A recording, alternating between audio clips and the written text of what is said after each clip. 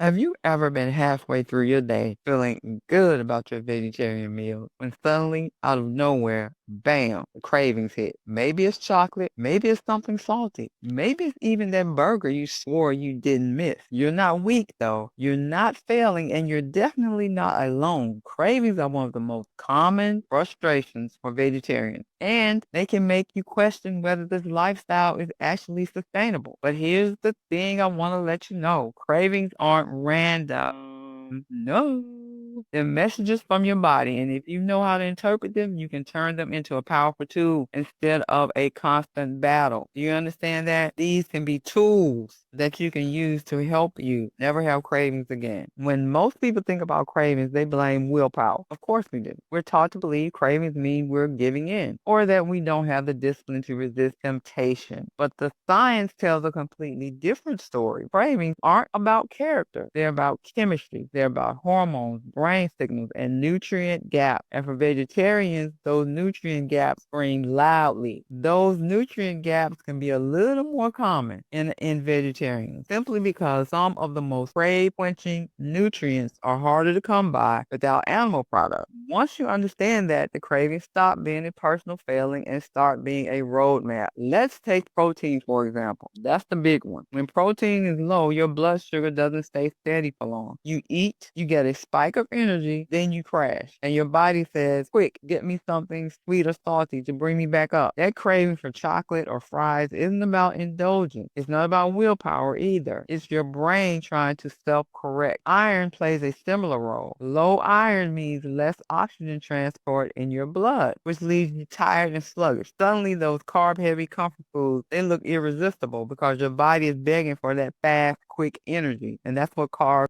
give us. When B12 is missing, that's when fatigue turns into brain fog. And cravings can lead toward anything that promises stimulation, from coffee to candy. Do you see how all of this is connecting with those cravings that you're experiencing? Cravings aren't random. Like I said, they're these little signals just signaling to your brain what it needs. So I can't tell you how many vegetarians start out excited only to feel guilty weeks later because the cravings kick in and hard. They're thinking maybe my body just needs meat, so I'm just going to keep being a meat eater. Or maybe this diet just isn't right for me. But most of the time, it's not that you need meat, it's that your body needs a little more balance in the nutrient area. Meat used to supply all of that. But most of the time, it's not that you need more meat, it's that your body needs a little more balance in the nutrient area that meat used to supply easily. When you reframe it that way, cravings stop being the enemy and start being your body's way of waving a little flag saying, hey, I'm missing something over here. And cravings aren't just about nutrients either. They're also tied to habit and emotion. If you've grown up associating pizza with Friday nights or ice cream with comfort after a stressful day, those associations don't disappear just because you switch to vegetarian eating. Your brain wires cravings not only around what you're missing nutritionally, but also what you expect emotionally. That's why cravings can feel so powerful. They're hitting you on multiple levels all at once. And for vegetarians, the frustration often comes from thinking those cravings mean you're doing something wrong. But in reality, they're just a natural part of retraining both your body and your brain. Here's where it gets a little intriguing. Beating cravings isn't about shutting them down either. It's about listening, interpreting, and responding differently. If you respond to every sugar craving with cookies, the cycle never ends. But if you ask, why is my body calling for this? What's missing? You start to give it what it actually needs. And over time, those cravings change. They get quieter. They even shift into healthier directions. Imagine actually craving lentil curry or a protein-packed smoothie instead of reaching for chips or cookies. That's not a fantasy either. That's your brain and body adapting once you give them what they've been asking for all along. When you give your body a steady supply of protein throughout the day,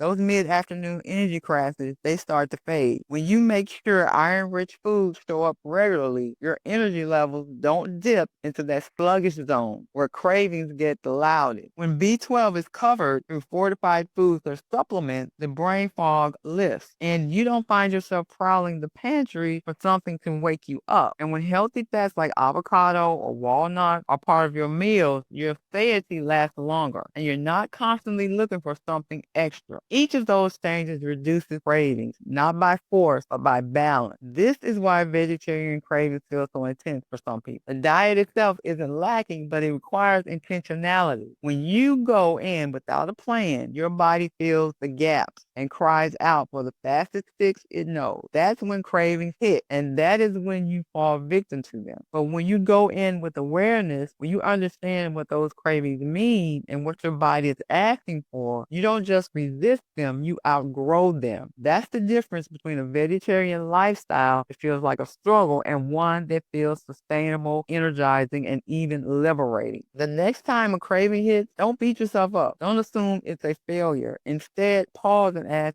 what is my body asking for? Maybe it's protein, maybe it's iron, maybe it's comfort or stress relief. Whatever the answer, once you meet that need with the right fuel, cravings lose their grip. That's the secret to not just surviving as a vegetarian, but thriving, turning cravings from a constant battle into your body's built-in guide to better balance. If this video helped you, there's so much more waiting for you on Plants Feed the Soul. Hit the subscribe button and turn on notifications so you don't miss the next tip. I'll see you in the next video.